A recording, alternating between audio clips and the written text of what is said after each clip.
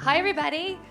I'm Amy. I was the third one, but first one on. Welcome to our panel today. Apologies, I sound like I spent the night in a cigar humidor because my allergies are really, really bad. But we're all going to get through it together, right? We can do hard things. So, welcome to our Power Equity in the Business of Women. Redefining leadership on our terms. Sounds super sexy and engaging, right? We're all excited. Actually, before we get started, I'm really excited because we're able to draw a few themes from this morning. We're going to draw them into our session today. So both Jennifer and Talia are very, very busy empowering women in their everyday careers and lives. Jennifer does it from a legal and empowerment perspective. The one thing she's going to talk to us about, if you're not thinking about having an attorney to represent you in your career growth, you should be. And you're not too young to start thinking about it, and you're not too old to engage with an attorney. So we're going to talk about that. And then Talia, sorry, I need my glasses. Talia is the president of the Female Quotient, and the Female Quotient is the events and media company transforming the workplace with the largest community of women worldwide. So welcome, ladies. We're so happy to have you. Thank you. So listen, we're going to talk about dismantling the current system of how work works. And we're going to use the word patriarchy a little bit, but I promise you this is not going to be a bitch fest. We're actually going to talk about what we can be doing right now from the seats that we occupy at our work in our careers to change the workplace for better. And I thought we would start with Jennifer giving us a little bit of a historical narrative there, and then giving us some applicable how-tos and what we should be doing now.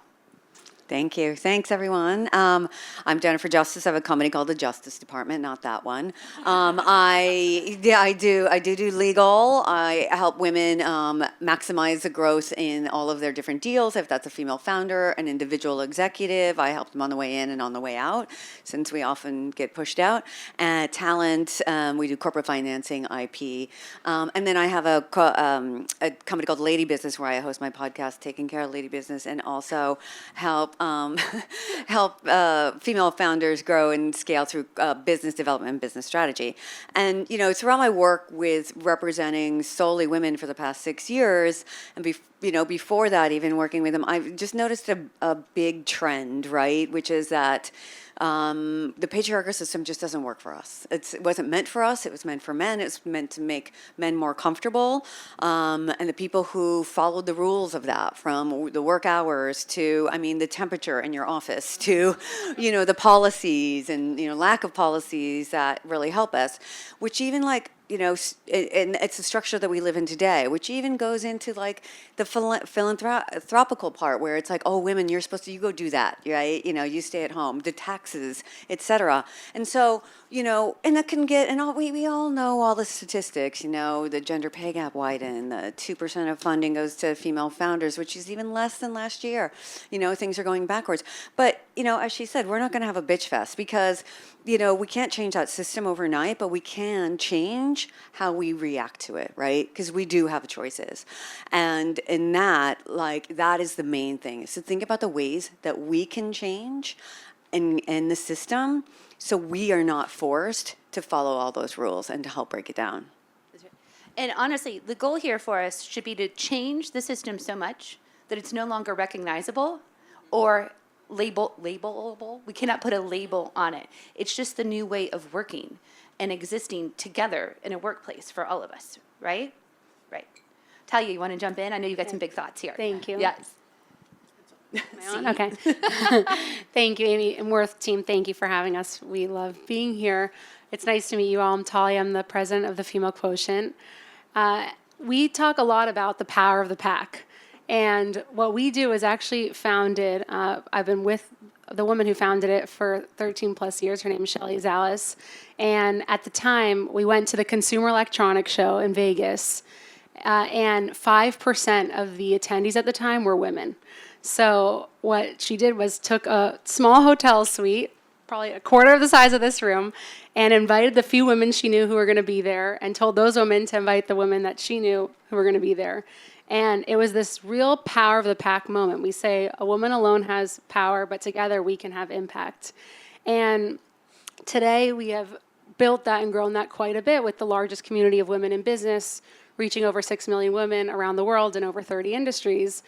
But we really, for us, and even this is our story and Shelley's story too, it's our pack too. It is about having this community of amazing people. For us, it's primarily women, and I know all of you too. And having that pack and community around you is so important. So that's how we think about it. I hope you all can participate and join us and become part of that pack and bring that kind of sense of mind to everything you do.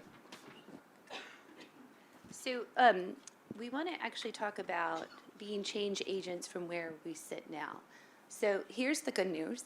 We all don't have to leave our jobs if we're employed by an employer to have impact and change. We don't have to go start a new company to have impact. In fact, the most impact we're going to have is what are we going to do when we leave here today? What are we going to say at the happy hours of the people we meet on the street later? How are we going to show up in our workplaces tomorrow and next week? And what I loved, I'm pulling a quote from Allison, from Chief, from earlier this morning. She said, she thrives in an environment to build the next generation of something. And that really stuck with me because she has been working at big enterprises her whole life, and she loves to take on a great challenge and succeed. And she shared all of her successes with us. So in that spirit, let's dive into some really tangible go-dos or suggestions. I mean, you hit on it in the beginning. Like, for some reason, when I was in the music industry, I worked in there for 17 years. I represented Jay-Z and helped him build all of his businesses. Name dropping. I know. But it is true. And his wife. I didn't drop her name. And his wife. But in that, I learned the disparity between pay in men and women in the music, amongst the executives in the music industry, because I was representing a lot of different ones. But the funny thing is, and both of them asked me earlier today, it's like, wait, how did people know how to hire you? And I was like, it was just well known. That's what everybody did. Every executive from a director level on up has an attorney they would brag about that would help them do their deals. And it's so crazy to me that women don't know this still to this day. If you're a VP or above, you need to be talking to an attorney. You're signing agreements that talk about, hey, you showed this to an attorney, that have indemnification clause, that have non-compete clauses, that have work for hires, that have non-solicitation clauses, that affect you every day. And I'm going to tell you this right now, anytime you have an attorney, you're never really going to pay for it because they're going to get you at least 20% more money. And that might not just be salary, that could be equity, that could be in bonuses, that could be in perks, whatever. It's going to help you.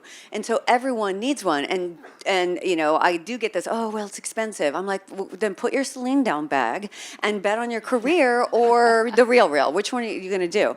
Because, if you really care about your career, then as we said, I just said, then you are the change. You need to ask for the change, right? Okay. Men negotiate their salaries and their contracts 4 times more than women. 4 times more. So if you're in middle management your entire career, do you know how much money you're leaving on the table?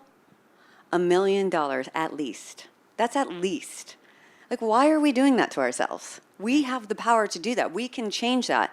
That's just one big way, is to really be advocating for yourself. Another is to really focus on, when you do get that money that I can help you get, what you're buying, Are you spending it on female-founded companies? Are you spending it in female services, products, and people where it ladders up to the actual women, so they're actually making the money instead of, a woman in a law firm, it's, ladders up to a bunch of men and they're making all the money. Or, investing in just smaller companies that, means everything to them. Which is a few little tips. I'll give it to you. I'm sure you have more. Yeah, thank you, Jennifer. And we all need to hire a Jennifer in our lives. One of the things in our field is we have a lot of women that come to us mid-level or even senior level and have this moment where they really want to go and do something that they feel is more purposeful. and they have maybe a fantasy about the grass is always greener, about going to a nonprofit or going somewhere smaller where they can have more impact. And one of the things we often share, and I truly believe this, is we probably all can create just as much impact or bring purpose to our current seat as any other place, and if not more, where we are. And maybe a couple of tangible thoughts. One is, and we love this, we do this at a lot of our events, is like a +1. Like an event like this, or if you come to our lounges, bring a +1 woman who is not exposed. A young person, even a middle management. In today's post-COVID world, it's so different. There's so many people who, they don't even know these kinds of events exist. And think about all of us in this room. We probably built a lot of our network and relationships through coming to things like this. So that's one thing we talk about a lot. The other, just on that note, is for many of us, probably we grew up thinking about needing to go reach out to more senior people to mentor us and across different fields. And again, I think in today's world, especially young people, they just don't have that same knowledge. So one of the things I like to talk to senior people about is, you as a senior person, you know how much impact you can make by reaching out to young people and going and finding people that you actually really believe in and offering, because it's just different today. They're not thinking about it. And even if you take on one person or even have a couple of conversations, we also talk a lot about like mentorship can be top down all around. You don't have to go into this very formal 12-month commitment. But if you can extend yourself and actually like reverse it, engineer it, there's so much. Those are just a few examples. There's many, many more. I'm happy to share. Please follow up. Happy to share any ideas. But I really think there's so much purpose and meaning that all of us can bring to wherever we are in our current seats. Talia, I actually want to Can I actually add this? One point that we were talking about too is, just because we're talking about we want to dismantle a patriarchal system, that is not anti-men, okay? That is anti a system that doesn't work for every single person. And there's so many things with working for men that I actually learned that are great, and that is the mentoring thing. Men do it so well. They go to sports things together. They have fantasy football leagues. I know, I did all the work when they were in their office, picking them, and I was like jealous. I was like, I don't even, I don't care about it, but I'm like, look at the camaraderie that they have. Like, we need to do that. These are the things that we can change. And also back to your purpose thing, we had another point that we had all talked about is that, and back to philanthropy, philanthropy should not be anybody's, it's kind of a failed system, right? They're meant to be redundant, right? And so we focus so much as women on doing it. And, men need to focus on it as well. That's part of it. But also think about what time you're spending on it. You don't have to be, a purpose does not mean on a philanthropy. It means that you can do things within. And there's a company that I invest in, and another woman who I just met, Wendy, somewhere. We both invested in a company called Cadence OTC. We all care about reproductive health, and, inequality with women. They actually made a morning after pill for the 8,000 zip codes in the United States where these women do not have access, and it's $19 instead of $60. And, that is a profit special benefits company. These are things that you can invest in and find out about. We did WeFunder. Anyway, I'll stop talking. But we had talked about so many things we wanted to get out there. So we're completing each other's sentences. I really just wrote that down, that purpose does not always mean philanthropy. That sticks. That's backbone. That's like confidence building. Like, I'm not doing good. I'm doing good in different ways. I'm putting my dollars to work for women-owned businesses, for the change I want to see. Talia, I'm going to go back to something you said about, I'm assuming you know this because of all the events that you all do, but when you say younger people just aren't out there doing it, like the networking or the mentoring, why is that? And I know we can change by, offering and reaching and bringing, but systematically, what has happened or is not happening?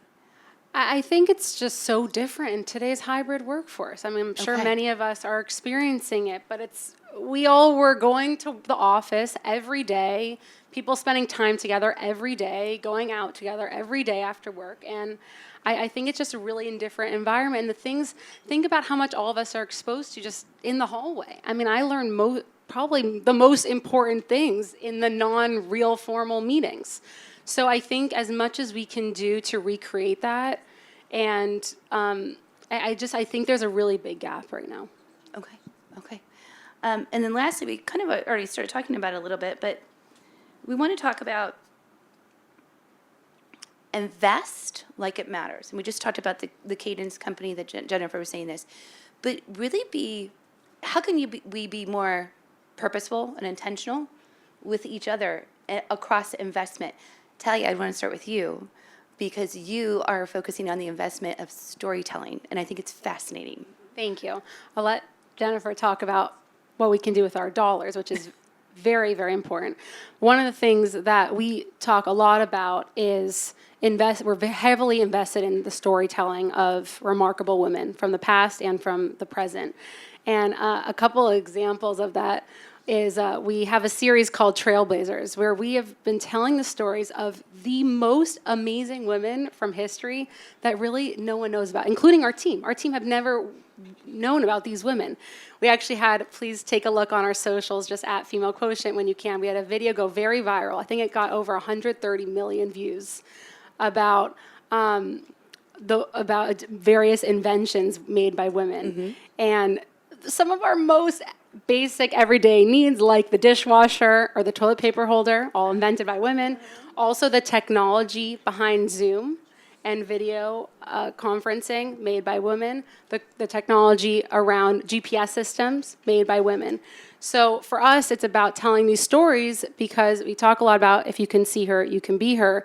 And we need all of us and the next generation to know that women created a lot of this and can be in fields of tech and STEAM and be attorneys and really do whatever they want to go and do. The other thing that maybe I'll just mention on a slightly different topic, but tied to this just around using our platform is, are any of you familiar with the topic of a mantle? Yes.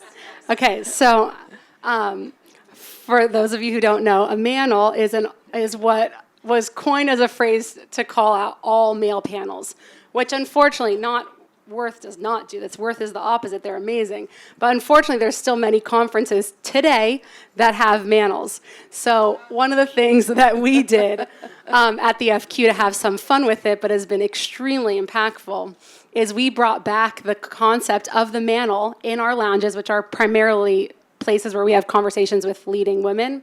And we have mantles with all panels with all men talking about topics you never hear men talk about. So we have the men on stage talking about menopause. We have the men talking about reproductive rights.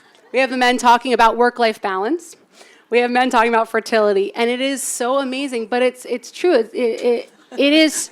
And what's that ticket? Okay. Yeah. And by the way, the men love it because most men want to be part of the conversation, want to be part of the solution, and really until we brought this concept to the lounges, never had a place to have these kinds of conversations. And the most amazing thing is they go back into their workplace and feel more comfortable having the conversation. So we, of course, are doing a lot also to support women founders and spend with our dollars, which I'll let you talk more about. But for us, and sorry, just the last thing I'll mention is on the concept of storytelling. I think all of us, with our big believer on leveraging our own personal LinkedIn channels and our own personal platforms, but all of us can spend and invest with our storytelling and using our platforms to tell stories of amazing women on your team, amazing work that you personally are doing. So I'm all for that. I mean, I just would add, to that too, and that is sharing those out in all of the different platforms. Like the reason I started the podcast, Taking Care of a Lady Business, is because I knew all these women with these great resources, these great stories, and it's very tactical. So you can either try to go work for them, you can become them, you can invest with them, you can go to them to work together, because there's so many out there that you can work with and for, but you have to you have to see it. You have to see it on LinkedIn or TikTok or YouTube or somewhere. And so to continue to share each other's stories and also your own, okay? Like we need to be better at bragging about ourselves and asking for the things that we really want. But I mean, I think I hit on a lot of it on how to do it, you know, and investing in female founders, hiring them from all the ground up. You know, we can do so much more to change this equation instead of just relying on people going, oh, can you guys just move over? Why would we do that? Like we're comfortable. You know what I mean? It's like so let's change the narrative and make sure that we're the ones who are getting what we want and deserve. Yeah, I'm gonna wrap us up with 2 comments. I even find myself, like, I've been a female in technology my entire career, right? And I get sometimes I get a little nervous about like over posting on LinkedIn or being too high on my advocacy. But then like one of my running buddies, she's like, have you read Mel Robbins' Let Them book yet? And I'm like, that's what I think of every time. And I'm like, should I post? Can I give you a tip on that for all of us? What's that? Can I give you a tip? Yes. And for all of us, have 3 friends, but girlfriends, that whenever you post, you text them and send them your post to go and comment. Oh, yeah. And engage with it. Yeah. Because it helps the algorithm and it also shows and it gets the action going, but you need your posse. Everyone's doing that. I text my female work posse. I'm like, hey, Yes. I would really love it if you would get online right now and just give me a like. Yes. Yeah. So we're not doing it ourselves. Okay, and in wrapping up, I want to harken back to something that Michelle and Adatola talked about earlier today. They kind of wrapped up when they said, there's always hope and hopefulness. And given, like, we're talking about something completely different than UNICEF up here, right? We're talking about change within the workplace. But if you remember something from our panel, remember that the change sits in all of us. We just have to act on it. Thank you all so much for your time.